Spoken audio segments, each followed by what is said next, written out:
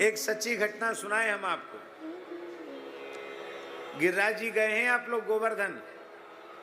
गिरिराज जी से एक रास्ता तो वृंदावन के लिए राधा कुंड होके जाता है, राल होकर के राधा कुंड होकर के जाता है, और एक रास्ता मथुरा होकर के जाता है। उसमें अड़ींग एक जगह आती है, अड़ींग, अड़ींग है। अड़ींग में एक सरोवर है, अभी भी होगा। पहले उसमें कमल खिले रहते थे, कमल कुंड। वहां एक गौड़ीय संप्रदाय के एक महात्मा रहते थे, बंगाली शरीर था उनका, बड़े उच्च कोटि के नाम जापक थे। सत्य घटना है, बहुत पुरानी बात नहीं है। पंडित जी महाराज जब आरंभ में साधन करते थे गिरिराज जी में, उस काल की घटना है। तो अधिक से अधिक 80 वर्ष पुरानी, 70-80 वर्ष पुरानी घटना होगी, इससे ज्यादा पुरानी घटना नहीं है। माने 100 साल नहीं हुए, अभी 70-80 साल पुरानी घटना है। महात्मा रहते थे, बड़े भजन करते थे, अहर्निश जप करते थे। वृद्ध हो गए थे, उनका एक शिष्य था, वो गुरुगत प्राण था, इतना अधिक गुरु चरणानुरागी था, अहर्निश गुरु महाराज की सेवा में रहना। जैसे माताएं छोटे बच्चे की सेवा करती हैं, ऐसे ही अपने वृद्ध गुरु जी की वो सेवा करता था, और गुरु जी की माला अखंड चलती थी। एक बार गुरु जी को बीमारी हो गई। क्या बीमारी हो गई?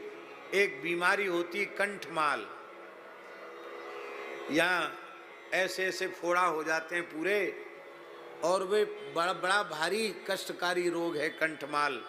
वो हो गया, यहाँ से पूरे पूरे फोड़े फोड़े हो गए, वो पक पक कर फूटने लगे, उनसे मवाद झरने लगा। दवाई गोली के नाम पर महात्मा मना कर दे, बोले नहीं नहीं कहीं नहीं जाना, हरि नाम करो, हरि नाम करो, हरि नाम करो। अब वो बेचारा उनके घाव को धोए, सेवा करे, बहुत रोए गुरु जी के कष्ट को देखकर।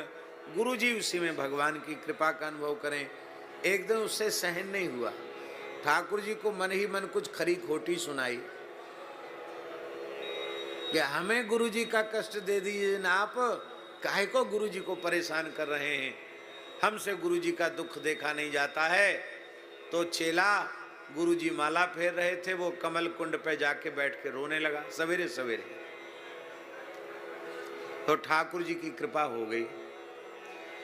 भगवान श्री कृष्ण बलराम गैया चराते हुए वहां से निकले ग्वारिया वेश में। सखा भी थे। ठाकुर जी ने पूछी, बाबा तू काहे को रो रहे हो? अरे तुम क्या करोगे जान के हम क्यों रो रहे हैं, जाओ अपना गैया चराओ, काम करो अपना। कि नहीं नहीं बताओ क्यों रो रहे हो?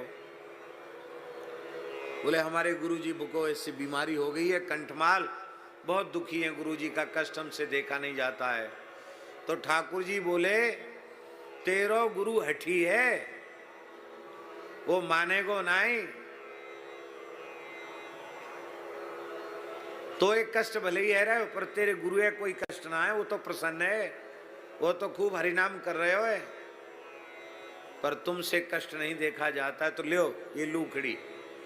तो एक सरोवर के किनारे से कोई घास जैसी उखाड़ के कोई जड़ी ठाकुर जी ने दे दी। बोले इसको पानी में घोट करके रात को गुरु जी को लगा देना, सवेरा होते ही गायब हो जाएगी बीमारी। बोले आया गुरु जी को सोते समय ये सफाई तो करता ही था, थोड़ा सफाई किया, कपड़े से पूछा, और बस वो पानी में मिला के जड़ी रखी थी उसको लगाया। गुरुजी विश्राम कर गए। सवेरे उठते ही उन्होंने जैसे किसी की माला खो जाए ऐसी उन्होंने ऐसे छुआ, देखा। बोले कहाँ गया ये सब कहाँ गया, क्या हुआ? जैसे किसी की बहुत मूल्यवान माला खो जाए तो कंठमाल रोग के लिए बोले कहाँ गई ये बीमारी? शिष्य से कहा कहाँ गई? अभी भोग से उसका प्रारब्ध का क्षय तो हुआ नहीं था, और बीच में ही ये चला गया रोग। कैसे चला गया, तू सत्य सत्य बता। शिष्य ने सारी बात सच्ची कह दी। तो गुरुजी बोले कि तुमने हमारा जन्म बिगाड़ दिया। अब हमारा संचित तो था नहीं, क्रीमाण का बंधन था नहीं, पर तेरी मूर्खता ने मेरे प्रारब्ध को शेष छोड़ दिया। तू सेवा में रहने लायक नहीं है, मैं तेरा त्याग करता हूं, चला जा, मुंह मत दिखाना।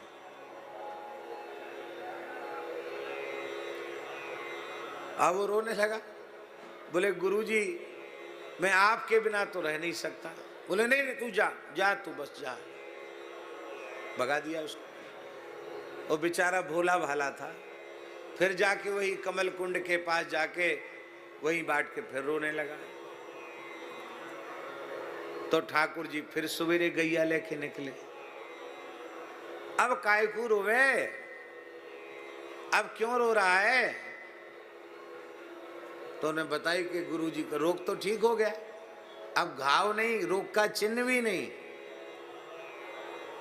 पर गुरुजी बड़े नाराज हैं, कहते तुम जाओ, मेरी सेवा में रहने लायक नहीं हो, मैं गुरुजी की सेवा से दूर रह नहीं सकता।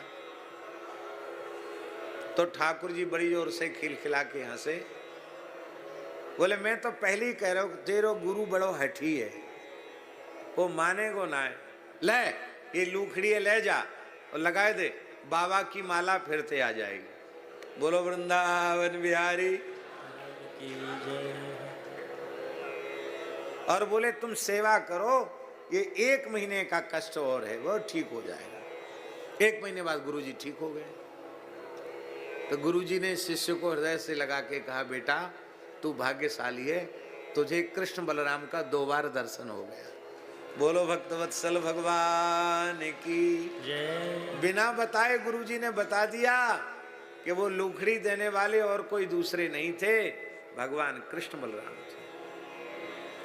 अब हम आपसे पूछते हैं कि इस प्रकार से जो प्रसन्नता पूर्वक भगवान की कृपा मानकर, भगवान का अनुग्रह मानकर प्रारब्ध के भोग के लिए तैयार बैठे हैं, उनको प्रारब्ध भोग का भला कष्ट कहां से आया?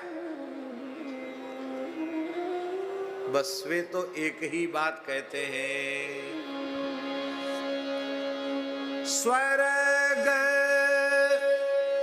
नरक अपवर्ग आस नहीं त्रास है। स्वर्ग नरक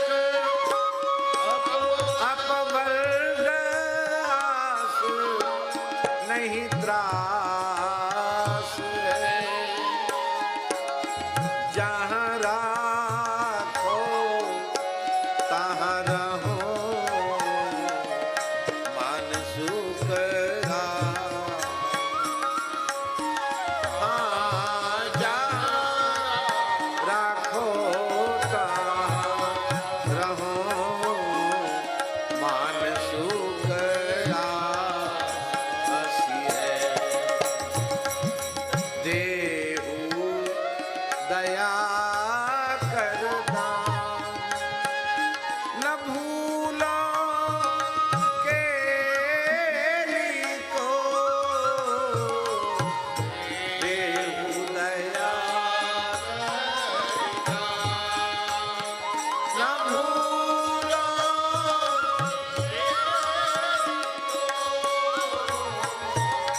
भगवत बलित तमाल बिलोकऊं बेली को। भगवत बलित तमाल बिलोकऊं बेली को। इसलिए कोई चिंता की बात नहीं है।